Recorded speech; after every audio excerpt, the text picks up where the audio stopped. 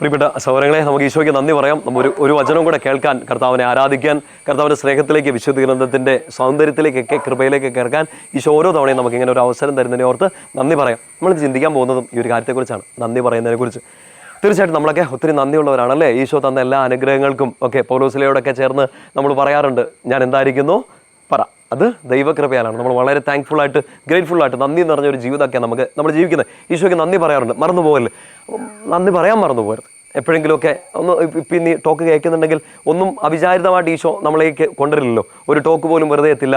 എന്തെങ്കിലുമൊക്കെ ഈശോ നമ്മുടെ മുമ്പിലേക്ക്, നമ്മുടെ സ്ക്രീനിലേക്ക് കൊണ്ടുവന്നിട്ടുണ്ടെങ്കിൽ അതൊരു ഓർമ്മപ്പെടുത്തലാണ്. നമുക്ക് ഇന്ന് ഈ ടോക്ക് കഴിഞ്ഞ പാടെ ശരിക്കും ഒന്ന് ചിന്തിക്കണേ. നമുക്കൊന്ന് ഒരുമിച്ച് നിങ്ങൾ ആയിരിക്കുന്ന ഇടങ്ങളിലൊക്കെ ഈശോയ്ക്ക് നന്ദി പറഞ്ഞുകൊണ്ടിരിക്കുക. നാളിതുവരെ നടത്തിയതിന്, ഇതുവരെ കൈപിടിച്ചതിനെല്ലാം എവിടെയെങ്കിലും വെച്ച് ഈശോയ്ക്ക് നന്ദി പറയാൻ മറന്നു പോയിട്ടുണ്ടെങ്കിൽ ഈശോയെ ഒന്ന് സാക്ഷ്യപ്പെടുത്തണം, നന്ദി പറയണം. പ്രിയപ്പെട്ട സഹോദരങ്ങളെ, നമ്മളിന്ന് ഈ നന്ദി പറയുന്നതിനോടൊപ്പം തന്നെ ചിന്തിക്കേണ്ട ഒരു കാര്യമാണ്, നമുക്ക് ചിലപ്പോൾ ഈ ഈശോയെ നന്ദി പറയാം, പ്രൈവറ്റായിട്ടൊക്കെ നന്ദി പറയാൻ വലിയ ബുദ്ധിമുട്ടുണ്ടാവില്ല, നമ്മൾ പറയുന്നുണ്ടാകും, മറന്നു പോയിട്ടുണ്ടാവില്ല.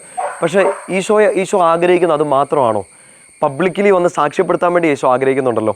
നിങ്ങളോടിപ്പോൾ ഒരു ഫോൺ എടുത്ത് സാക്ഷ്യം പറയാൻ വേണ്ടിയിട്ടല്ല ഞാൻ പറയുന്നത്. പക്ഷേ നമുക്ക് ഇങ്ങനൊരു അപകടം നമ്മളെ പിടിച്ചിട്ടുണ്ടോ, നമ്മുടെ ആത്മീയതയിൽ പിടിച്ചിട്ടുണ്ടോ എന്ന് നമ്മളെല്ലാവരും ചിന്തിക്കേണ്ടതുണ്ട്. അതായത് ഈശോയുടെ അടുത്തേക്ക് ചെല്ലുന്നു, നമുക്ക് എന്തെങ്കിലും ഒരു കാര്യം സാധിച്ചു കിട്ടാൻ, ഇപ്പോൾ പരീക്ഷ ജയിക്കാനായിരിക്കാം, നമുക്കൊരു ജോലി ആയിരിക്കാം, നമ്മൾ ആഗ്രഹിക്കുന്ന ഒരു കാര്യമായിരിക്കാം. ഇത് നമ്മൾ തീർച്ചയായിട്ടും നമ്മുടെ രക്ഷകനായ ഈശോയുടെ അടുത്ത് നമ്മളെ സഹായിക്കുന്ന, നമ്മൾ വിശ്വസിക്കുന്ന ഈശോയുടെ അടുത്തേക്ക് ഓടിച്ചെല്ലുന്നുണ്ട്.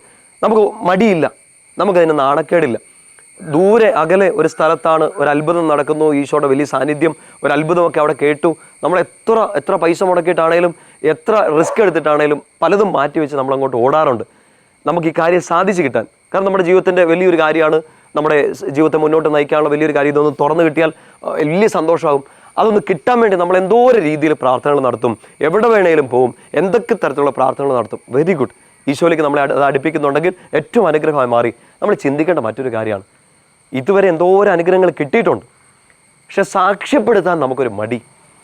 ഇപ്പോൾ പുറത്ത് ജോലിക്ക് പോവാണ്, മറ്റൊരു രാജ്യത്തേക്ക് ജോലിക്ക് പോകാൻ വേണ്ടി ആഗ്രഹിക്കുകയാണ്. അപ്പോൾ ആ ജോലി കിട്ടാൻ വേണ്ടിയിട്ടോ, ആ രാജ്യത്ത് ചെന്നെത്താൻ വേണ്ടിയിട്ടോ ഒരു വ്യക്തി പോകാവുന്ന എല്ലാ പള്ളികളിലും പോയി, എല്ലാ തീർത്ഥാടന കേന്ദ്രങ്ങളും പോയി, സ്വന്തം ജില്ലയിൽ നിന്ന് 10 ജില്ല അകലെയുള്ള മറ്റൊരു ജില്ലയിൽ, 14 ജില്ലയിലും പോയി, അവിടെ എല്ലാം പോയി പ്രാർത്ഥിക്കുന്നുണ്ടാവും.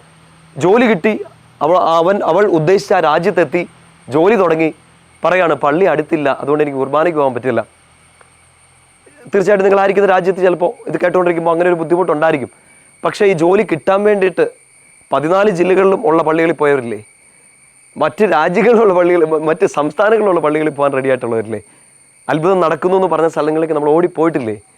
പക്ഷേ ഈ ജോലി കിട്ടിക്കഴിഞ്ഞ്, നമ്മൾ ഉദ്ദേശിച്ച ആ സ്വപ്നം നടന്നു കഴിഞ്ഞിട്ട് ഇപ്പം നമ്മൾ പറയുകയാണ്, നമുക്കിപ്പോൾ പോകാൻ സൗകര്യമില്ല, നമുക്കിപ്പോൾ പോകാനുള്ള സാഹചര്യങ്ങളില്ല. അത് ശരിക്കും പറഞ്ഞ ഒരു നന്ദികേട് തന്നെയാണ്. വളരെ സീരിയസ് ആയിട്ട് ചിന്തിക്കുക. ഇതെല്ലാവർക്കും പറ്റുന്ന അബദ്ധമല്ല, പക്ഷേ അങ്ങനെ ഒരു അബദ്ധം എൻ്റെ പ്രിയപ്പെട്ട സഹോദരങ്ങളെ നമ്മൾ ആർക്കെങ്കിലും പറ്റുന്നുണ്ടെങ്കിൽ ഇതൊരു തിരിച്ചറിവിനുള്ള വിളിയായിട്ട് മാറട്ടെ എന്ന് പ്രാർത്ഥിക്കുന്നു. വിദേശ രാജ്യങ്ങളിലുള്ളവരല്ല, ഇവിടെയുള്ളവരും എവിടെയാണേലും ജോലി കിട്ടുന്നത് വരെ നമ്മളൊരു പ്രാർത്ഥന, ഈ സ്റ്റാറ്റസിൽ എത്തുന്നവരെ ഒരു പ്രാർത്ഥന. അത് കഴിഞ്ഞ് ഈശോയെ മൈൻഡ് ചെയ്യുന്നില്ല, പല ന്യായീകരണങ്ങളും എക്സ്ക്യൂസസും പറഞ്ഞ് പള്ളി പോകാതിരിക്കുന്നു, പ്രാർത്ഥന ഒഴിവാക്കുന്നു, വചനവായന ഒഴിവാക്കുന്നു, പേഴ്സണൽ പ്രെയർ ഒഴിവാക്കുന്നു. തിരക്കാണ്. ഒറ്റ പ്രശ്നമുള്ളൂ, എന്താണെന്നറിയോ? ഈ തിരക്കിനിടയിൽ തിരക്ക് തന്ന ഈശോയെ മറന്നേക്കല്ല്. ഈശോ നിന്നെ തിരക്കി നടക്കാൻ വേണ്ടി ഇടവരുത്തരുത്. വളരെ സീരിയസ് ആയിട്ട് ഇത് ചിന്തിക്കണം.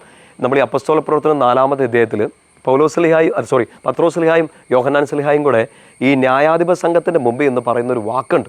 4-ാമത്തെ അധ്യായം 11 മുതൽ 13 വരെ പറയുന്നത് ഇങ്ങനെയാണ്: മറ്റാരിലും രക്ഷയില്ല, യേശുവിൻ്റെ നാമത്തിലല്ലാതെ, യേശുവിലല്ലാതെ മറ്റാരിലും രക്ഷയില്ല. ആ വചനം അറിയാം. നിങ്ങളൊന്ന് ചിന്തിക്കണം. ഇവരിത് പറഞ്ഞുകൊണ്ടിരുന്നത് ഇങ്ങനെ ഒരു സ്ക്രീനിൻ്റെ മുമ്പിൽ, ഒരു ക്യാമറയുടെ മുമ്പിലല്ല.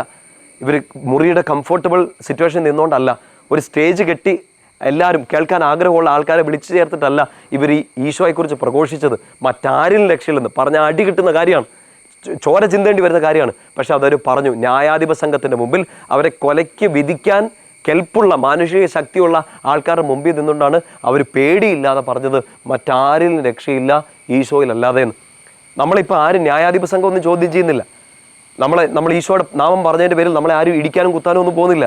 വി ആർ അറ്റ്ലീസ്റ്റ് ഇപ്പോൾ ഇച്ചിരി കംഫർട്ടബിളായ സിറ്റുവേഷനാണ്. പക്ഷേ ഈ കംഫർട്ടബിളായ സിറ്റുവേഷനിൽ ഈശോയെക്കുറിച്ച് നീ പറയാണ്ടിരുന്നാൽ അത് ഈശോയോട് കാണിക്കുന്ന ഏറ്റവും വലിയ നന്ദികേടല്ലേ? ഇവിടെ ഇരുന്ന്, ഈ മുറിയിൽ ഇരുന്ന് താങ്ക് യു ജീസസ് എന്ന് പറയാം. പക്ഷെ പുറത്തിറങ്ങിയിട്ട് ഈശോയാണ് തന്നതെന്ന്, ഈശോയാണ് എന്നെ ഇവിടെ എത്തിച്ചതെന്ന് നമ്മൾ പറയാണ്ടിരുന്നാൽ സങ്കടത്തോടെ ഓർത്തേക്കണേ, ഈശോ സങ്കടത്തോടെ നമ്മളെ ഓർക്കും. തിരക്കിനിടയിൽ തിരക്ക് തന്ന ഈശോയെ മറന്നു പോകരുത്.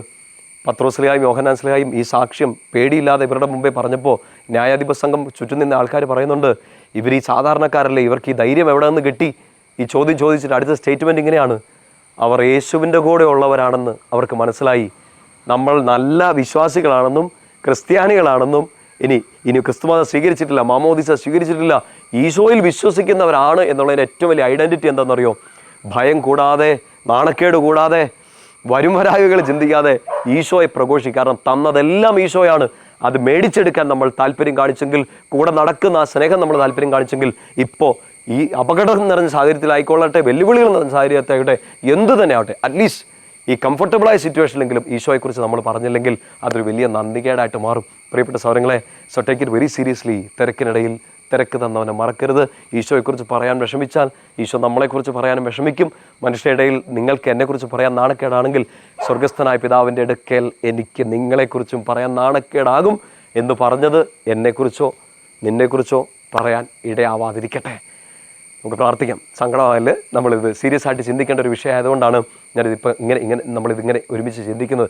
Let us thank him. ഈശോയ്ക്ക് നന്ദി പറയാം. വെറുതെ നന്ദി പറഞ്ഞു മാത്രമല്ല, സാക്ഷ്യപ്പെടുത്തുക, ഈശോയാണ് എനിക്കെല്ലാം തന്നത്, ഞാൻ എന്തായിരിക്കുന്നോ അത് ദൈവകൃപയാലാണ്. അങ്ങനെ ധൈര്യത്തോടെ പ്രഘോഷിക്കാൻ, നല്ലൊരു അപ്പസ്തോലിക ജീവിതം നയിക്കാൻ, സുവിശേഷ ജീവിതം നയിക്കാൻ നിങ്ങൾക്ക് എല്ലാവർക്കും സാധിക്കട്ടെ എന്ന് പ്രാർത്ഥിക്കുന്നു. പിതാവിൻ്റെയും പുത്രൻ്റെയും പരിശുദ്ധാത്മാവിൻ്റെയും നാമത്തിൽ. ആമേൻ.